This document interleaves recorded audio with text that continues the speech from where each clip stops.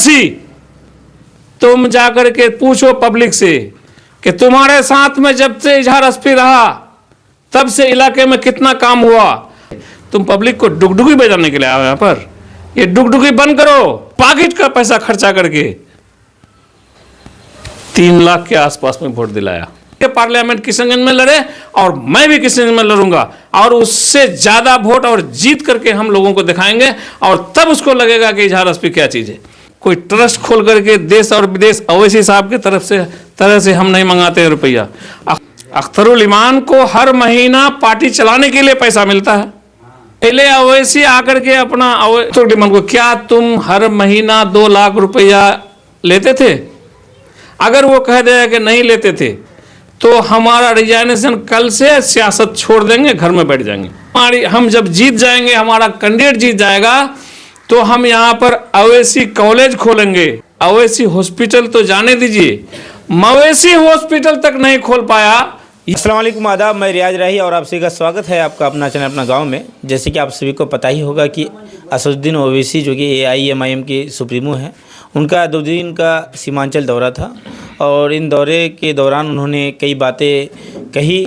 नरेंद्र मोदी से लेकर के तेजस्वी यादव को लथारा और साथ ही साथ कई आरोप भी लगाए। और उन आरोपों में एक आरोप ये भी लगाया गया कि जो MIM के पूर्व विधायक इजहार एसपी साहब जो कि MIM से जीते थे, 2 साल रहे वो MIM के साथ, फिर उन लोगों ने 4 MIM के विधायकों ने राजद को ज्वाइन किया और राजद ज्वाइन करने के बाद 15 महीना राजद की सरकार रही, राजद और नीतीश की सरकार रही और अब गठबंधन टूट चुकी है। और टूटने के बाद अब नीतीश जी ND के साथ सरकार बना लिए हैं। ऐसे में कई आरोप लगाए, जैसे कि इन लोगों पर आरोप लगाया गया है, खास करके विधायक जी पर तेजस्वी यादव से टाका लेकर के एक बिरयानी का होटल खोला है और वो भी होटल दुबई में बिरयानी का जो होटल का नाम रखा गया हैदराबादी बिरयानी। क्या कुछ सच्चाई है? चलिए सीधे इस मामले में जानकारी लेते हैं विधायक जी से। सर, कई आरोप लगे आप पर और उसमें से एक बड़ा आरोप ये है कि आपने रुपया लिया तेजस्वी यादव से राजद में जाने के बाद और वही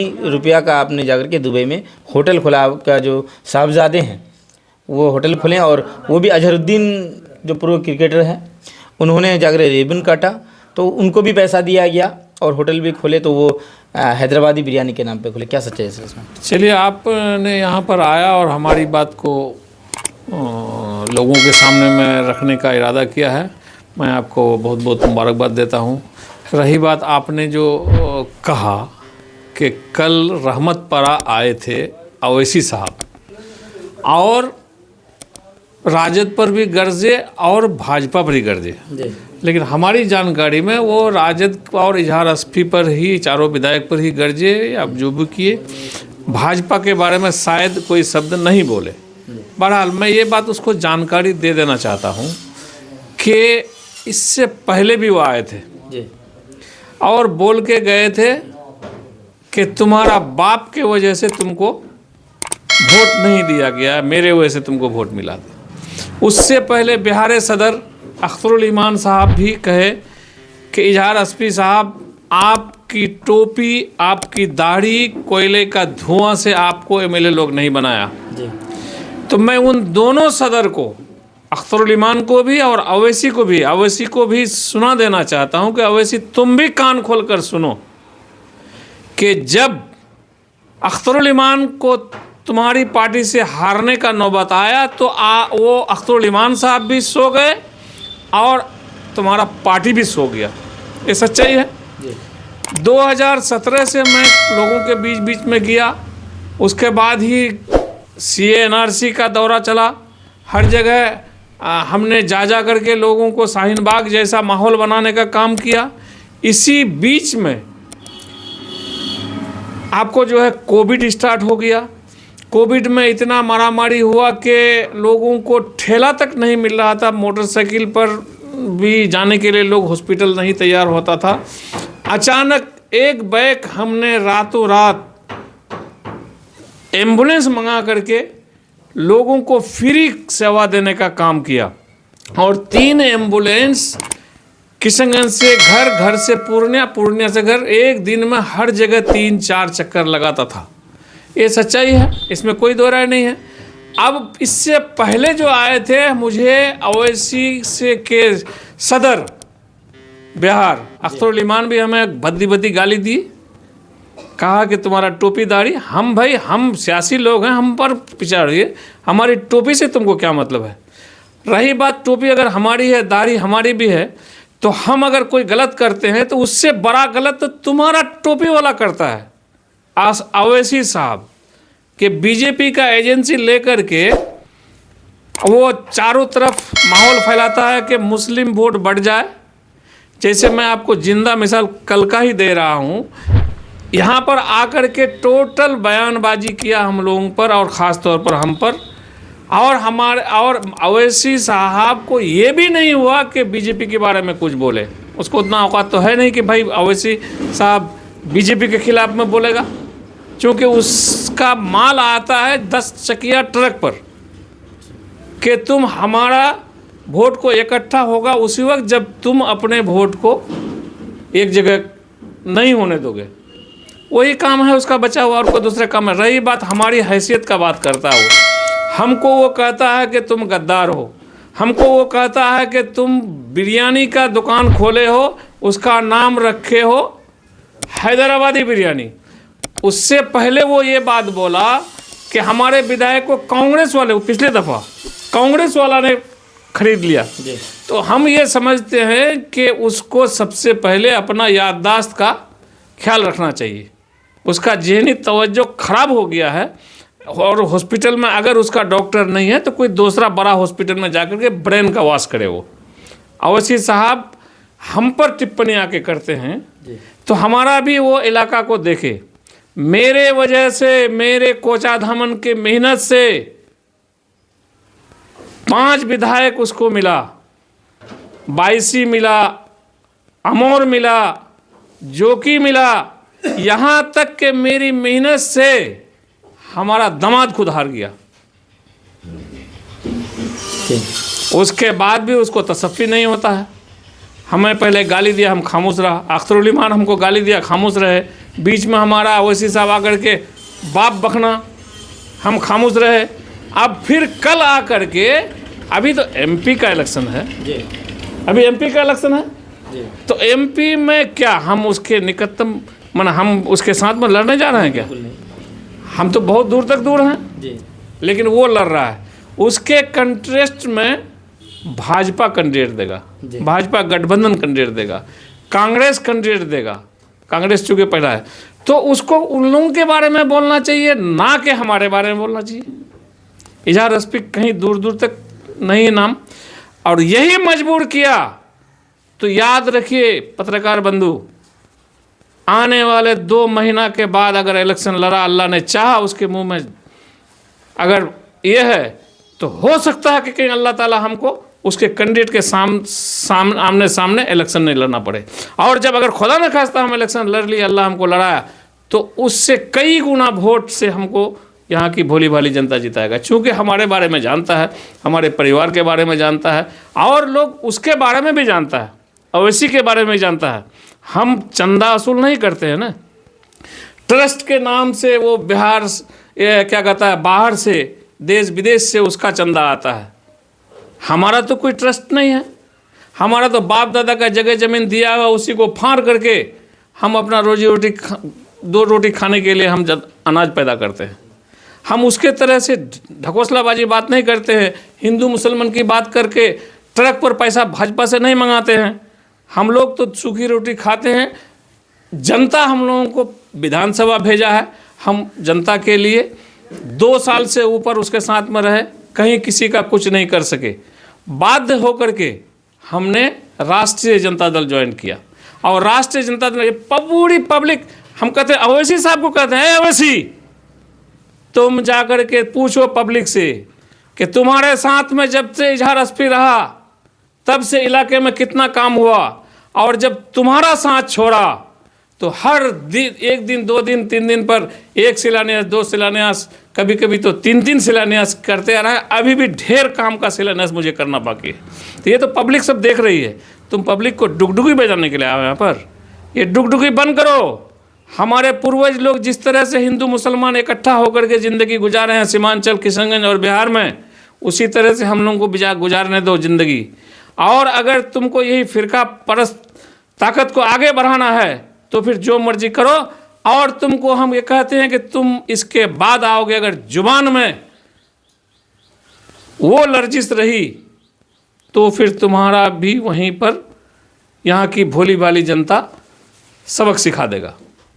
सर यानी आपने अभी कहा कि हो सकता है कि आने वाला वक्त में उनके सामने में खड़ा होना पड़े, क्या लगता है ऐसा कुछ मिला है आपको कि यहाँ से टिकट मिल सकता है गठबंधन का, ऐसा कुछ? देखिए, मिला तो नहीं है, लेकिन मरता क्या नहीं करता जी। अगर वो अपने आप को, अब देखिए साहब, अब हमने उसके लिए क्या नहीं किया, रात दिन एक करके पार्लियामेंट इलेक्शन लड़वाया उसके कैंडिडेट को, अख्तरुल इमान को, और हम अपनी मेहनत से अपने पॉकेट का पैसा खर्चा करके 3 लाख के आसपास में वोट दिलाया। आज हम अलग हो गए हैं, पूरी शक्ति झोंक दे ओवैसी आकर के यहाँ पर। अख्तरुल इमान पूरा खानदान को लेकर के हमारा टोपी और दाढ़ी पर ऐलान किया है ना, वो खुद आकर के हमको 3 लाख वोट ला करके दिखाए, मान जाएंगे हम बात। रही बात इलेक्शन लड़ने का, इलेक्शन लड़ने का हमको तो मिजाज है नहीं, था भी नहीं और उम्मीद भी नहीं करते हैं। लेकिन जिस तरह का ये चैलेंजबाजी करता है तो हम इलेक्शन लड़ने का मगर मौका आएगा तो हम इलेक्शन लड़ेंगे। और वो अख्तरुल इमान को इलेक्शन लड़ने में हार महसूस करता है तो वो खुद आकर के पार्लियामेंट किशनगंज में लड़े और मैं भी किशनगंज में लड़ूंगा और उससे ज़्यादा वोट और जीत करके हम लोगों को दिखाएंगे और तब उसको लगेगा कि इजहार एसपी क्या चीज़ है। आपको पता है, वो हमको दिखाता है शैतानी और भूती, हम भी मछीना आदमी, हमारा भी कान बिना हुआ है, हमारी माँ बचपन से हमको कान बिन कर रखा है। हम खामोश रहे, उसका गाली सुने, उसका वो हमारा बाप को कर दिया तब भी हम खामोश रहे। हमारा टोपी और दाढ़ी पर बोला कर रहा है, उसके भी टोपी दाढ़ी है, हम कभी नहीं उस पर किए। सर 2019 में जो लोकसभा चुनाव हुआ उसमें यहाँ से सबसे एमआईएम को वोट मिला था कोचान से, कोचान नंबर 1 में था 7 प्रखंड में। इस बार क्या हाल रहेगा एमआईएम का, क्योंकि पिछली बार आपकी मेहनत थी, आपने बताया कि आपकी भी मेहनत थी, इस बार का क्या कुछ होने वाला है सर? वोट मार्जिन एमआईएम का घटा है या फिर बढ़ा है, या फिर अब एक रोड़ा बन रहे हैं आप भी, क्या कुछ होने वाला है? रोड़ा हम नहीं बन रहे हैं, रोड़ा बने भी नहीं थे, लेकिन आप मधुमक्खी का छात में, मधुमक्खी का छत्ता में ढेला फेंकिएगा तो आपको डसेगा मधुमक्खी। आप हमको क्या समझते हैं, हम कोई ये हैं, कमज़ोर आदमी हैं, लल्लू पत्तू हैं क्या? हम भी 10 आदमी के सभाओं में बैठते हैं। प्लस हमारे बारे में पूरी इलाका जानता है कि ये कभी किसी से 5 रुपये लिया नहीं, कोई चंदा नहीं किया, कोई ट्रस्ट खोल करके देश और विदेश ओवैसी साहब के तरह से हम नहीं मंगाते हैं रुपया। अख्तरुल इमान के तरह से हम मेहनत नहीं करते हैं विधानसभा में, लेकिन उससे कई गुना ज़्यादा हम 17 महीना में काम करके दिखाए। वो और दिखा है इसलिए कि हम ओवैसी का पार्टी में नहीं हैं। अख्तरुल इमान हर जगह खड़ा होकर के हर ऑफिस में जाता है, एक भी काम नहीं होता है। हम अभी पिछले दिन गए थे कंजिया साइड में, इतना बद से बदतर रोड है और लोगों का से गुफ्तगू हुई तो बोलता है तोबा तोबा तोबा, वो कहाँ से हमारा वाक वोट दे देनू। वो वोट ला करके दिखाए ना कैटो वोट आता है उसको। हम लोग तो कोच आदमी वाला शांत थे, भाई चलो भाई चला घर का आदमी है, जीत जाता तो अच्छा है। लेकिन इस तरह से हमको जलील करेगा तो हम भी उसको बेइज्जत करेंगे। हम ओरिजिनल हैं, ओवैसी जाली है। हमारा पास जो है, हमारा बाप दादा का जगह ज़मीन का जायदाद पैदा करके 10 टका कमाते हैं, वो उसका ट्रस्ट से पैसा आता है, इधर उधर से पैसा आता है, भाजपा और आरएसएस के यहाँ से ट्रक पर पैसा लेके जाता है, लोगों को बांटता है। रही बात अख्तरुल इमान, अगर वो पार्टी वो भी छोड़ देता, अख्तरुल इमान को हर महीना पार्टी चलाने के लिए पैसा मिलता है, ठीक है, और जो है उस पैसे से वो पार्टी चलाता है और हम तो सब नहीं करते हैं। सर कई विधायक आरोप लगाए थे उस समय कि हम लोगों से एमआईएम के जो प्रदेश अध्यक्ष है या फिर माजिद हुसैन है, उन लोगों से टाका लिया था। जिस तरह से भी आप पर आरोप लगा रहे हैं एमआईएम के लोग कि आपने तेजस्वी से टाका लिया, क्या आपसे भी एमआईएम की जो लोग हैं वो टाका लिए थे? सही बोला, हम तो भूल गए थे, बोलना नहीं चाहते थे जी, चूँकि टाका का बात है। आप लोग जानते थे 2017 से 20 तक मैंने पार्टी चलाया जी। और अख्तरुल ईमान को हर महीना 2 लाख रुपया करके दिया, 1 तारीख से लेके 4 तारीख तक। किस चीज़ के लिए सर? उसका गाड़ी चलने के लिए, उसका खर्चा चलने के लिए, और पार्टी को चलाने के लिए दिए तो पार्टी वो नहीं चलाया, पार्टी फिर हम चलाए। ये पहले अवैसी आकर के अपना इसको पूछे अख्तरुल ईमान को, क्या तुम हर महीना 2 लाख रुपया लेते थे? अगर वो कह देगा कि नहीं लेते थे तो हमारा रिजाइनेशन कल से, सियासत छोड़ देंगे, घर में बैठ जाएंगे। वोट तो जाने दीजिए, हम किसी का कोई पार्टी में नहीं रहेंगे। या फिर अगर वो कह दे कि हाँ किसी तरह से हम लिए थे, तो फिर वो क्या करता है उसको पूछिए, उसका आका जो है अवैसी, उसको पूछिए। सर एक बात और है कि चलिए ये सबसे हट करके बात करते हैं, क्या राजद किशनगंज में मजबूत है? क्योंकि राजद के पूर्व विधायक प्रत्याशी शाहिद आलम एमआईएम का दामन थाम लिया सर। उनका जो साहबजादे थे सरवर आलम, उनको जिला अध्यक्ष से हटा दिया गया, तो कहीं ना कहीं देख रहा है कि अब राजद में भी टूट हो रही है। क्या कुछ कहेंगे इसको लेकर? नहीं, देखिए इस सिलसिले में हम लोग बात नहीं करना चाहते हैं। आला कमान का जो फैसला होता है वो लोग हम लोगों से सीनियर राजद ही है जी। मतलब हम राजद में जब नहीं हैं, हम जब एमआईएम में थे तब से वो राजद है, तो उन लोगों और हाई कमान के बीच में हम लोग पढ़ के क्या करेंगे, जिसको जो मर्जी होता है करता है। लेकिन रही बात अवैसी जो बोलता है, कल वहाँ पर बोला भाई, देखिए उसको अकल, देखिए उसको, अपने आप को बैरिस्टर कहता है। और अवैसी साहब तेजस्वी को पूछता है कि तुमने जो वादा किया था तो क्या किया। ये बिहार का एक बच्चा बोलता है कि तेजस्वी जो वादा किया था इलेक्शन पीरियड में कि हम जीतेंगे, हमारी सरकार होगी तो 10 लाख नौकरी देंगे, और सरकार तो नहीं बनी, किसी तरह से वो कुछ दिन 17 महीना उप मुख्यमंत्री बने, सरकार में रहे तो 5 लाख नौकरी दिया। लेकिन वही अवैसी हमारे इलेक्शन में प्रचार करके गए थे, बहादुरगंज अंजार साहब के में प्रचार किए और 5 विधायक में प्रचार किए कि हम जब जीत जाएंगे, हमारा कैंडिडेट जीत जाएगा तो हम यहाँ पर अवैसी कॉलेज खोलेंगे, रेलवे लाइन स्टार्ट करेंगे, अवैसी हॉस्पिटल खोलेंगे। मैं आपको बता देना चाहता हूँ कि क्या इस पर वो खरा उतरा? अवैसी हॉस्पिटल तो जाने दीजिए, मवेशी हॉस्पिटल तक नहीं खोल पाया, ये वो जवाब दे। लोगों को अब कोई बात का समझ में नहीं बैठता है तो उल्टा पुल्टा बात आकर के बोलता है। अरे तुम अपना हिसाब दो ना, तुम जो यहाँ बोल के गए थे हवाई जहाज पर लेकर के, हेलीकॉप्टर से हम फलना करेंगे तसा है, तुम क्या किया? तुमको सीमांचल वाला 5 विधायक दिया, बिना मतलब का तुमको 5 विधायक दिया।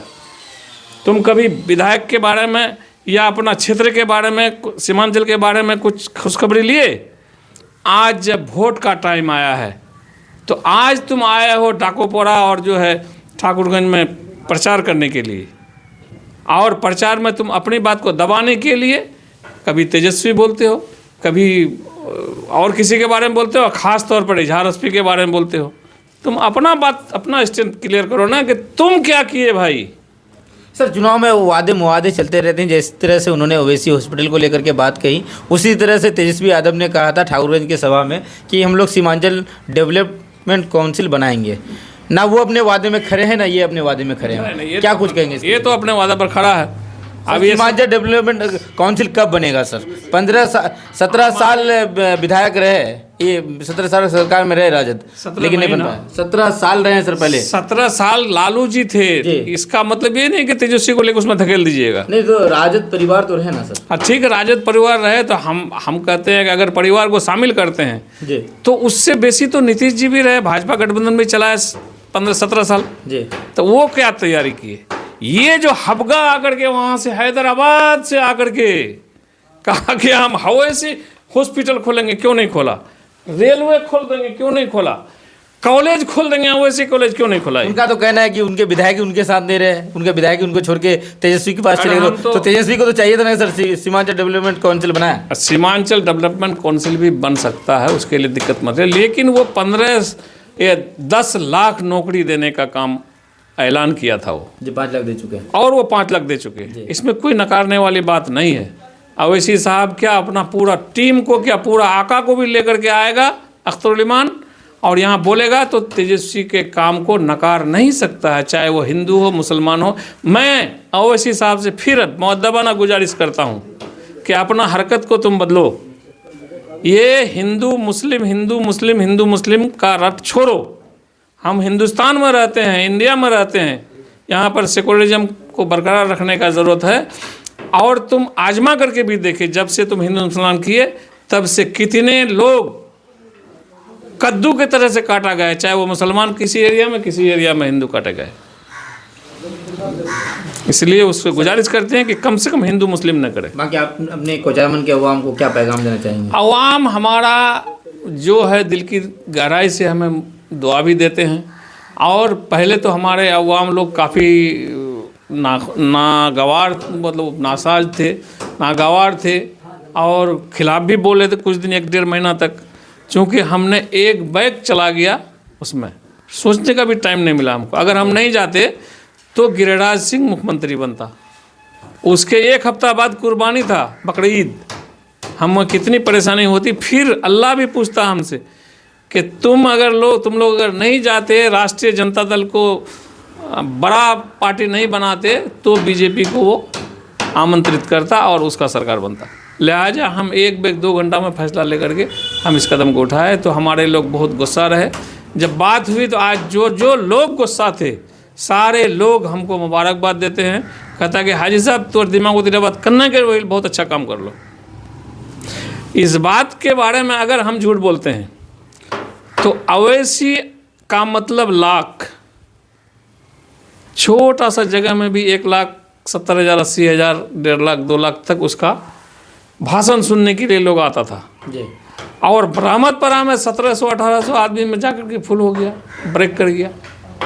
वो भी देखो जी तुम कि तुम्हारा हैसियत 1700-1800 नहीं है, तुम्हारा कैपेसिटी 70-80 हज़ार लाख है एक मजमा में। तुम 70-80 से 1700 में आ गए, अब 1800 में आ गए, 2000 से नीचा में आ गए तुम्हारा भीड़। तो तुम अपने आप को महसूस नहीं करते हो? अपना जुबान पर लगाम लगाओ जी। अपना ढांचा को बदलो। अगर तुम सच्चा और पक्का ईमानदार आदमी हो, ज़्यादा मुसलमान के तरफ अगर ध्यान देते हो, तो फिर मुसलमान और हिंदू करके के लोगों को, हम लोगों को काटो और बांटो मत। तुम्हारा उतना पावर है। तुम्हारे पूर्वज के ज़माना से तेलंगाना में 7 विधायक, और आज तक 7.25 विधायक भी नहीं बना सका वो, 7.5 विधायक भी नहीं बना, 8 विधायक नहीं बना, वही 7 की 7। और तुम्हारे पार्टी से जितने लोग लड़े, दूसरा बार उसको विधानसभा या पार्लियामेंट देखने को नहीं मिला। इस बार भी उम्मीद करते हैं कि तुम अपना होश करो। हमको तो नहीं लगता है कि तुम खुद भी अपना सीट संभाल सकोगे। रही बात अख्तरुल इमान को लोग वोट देना चाहता था, तुम डाकोपोरा में आकर के, ठाकुरगंज में आकर के जो अपना बदजुबानी किए हो और ये साबित कर दिए हो कि हम बीजेपी का एजेंट हैं, क्योंकि बीजेपी के बारे में एक शब्द नहीं बोले, तो अब अख्तरुल इमान का हिमायत बने, अख्तरुल इमान का तुम कबर खोद के गए हो। तुम अख्तरुल इमान को जिताने के लिए नहीं, तुम हराने के लिए आए हो। अख्तरुल इमान का तुम हमदर्द नहीं, उसका दुश्मन बन करके उसके इलाके के लोगों को तुमने तमाचा मार के गया हो। वहाँ के लोकल विधायक, स्थानीय विधायक इजहार एसपी के बाप को उठा करके, मरा हुआ बाप को ला करके तुम सामने में खड़ा किए हो। उसकी टोपी, उसकी दाढ़ी पर तुम उंगली उठाए हो। तुम्हें होश होना चाहिए कि हमारा कैपेसिटी, हमारा लाइसेंस है, हमारा नाम के आगे लगा हुआ है बैरिस्टर। बैरिस्टर के हिसाब से तुम्हें बात करनी चाहिए। बैरिस्टर साहब, तुम अनशन बोल दोगे? तुम अनशन बोलने के लिए तुमको तुम्हारा बाप पढ़ाया था? तुम्हारे बराबर तो हम लोग पढ़े भी नहीं हैं, लेकिन अपना जुबान में ज़रूर हम लोग लगाम लगा के बोलते हैं। कोई हिंदू आए, मुसलमान आए, हरी आए, डोम आए, चमार आए, सब मेरे बगल में बैठता है। तुम अपने बारे में सोचो, ज़्यादा मुनसियाती मत बनो। कोट काबिल बनोगे तो ये कोट काबिल गिरी करके अख्तरुल इमान का भी वही हाल हुआ। चौलठिया उर्दू बोल करके वो तो खल खामोश रहा, लेकिन तुम उसका कब्र खोद के चले गए हो। इसका खामियाना अख्तरुल ईमान साहब को सोचना चाहिए कि हमारे लिए ओवैसी आया तो कब्र खोद के गया कि हमारे लिए स्वर्ग बना के गया। बहुत शुक्रिया सर। हमारे साथ अभी कोजान के विधायक इजहार एसपी साहब हैं और कई बातें हुई, लोकसभा चुनाव को लेकर बात हुई और लोकसभा चुनाव में कल तक वो चुप थे लेकिन उनको बोलना पड़ा क्योंकि ओवैसी आकर के यहाँ पे ऐसे अल्फाज बोल के गए जिनकी वजह से उनको बोलना पड़ा। वीडियो में अगर अंत तक है तो वीडियो को ज़्यादा से ज़्यादा शेयर करें, वीडियो को लाइक करें। अगर यूट्यूब में देख रहे हैं तो चैनल को सब्सक्राइब करें और फेसबुक में देख रहे हैं तो पेज को फॉलो करें।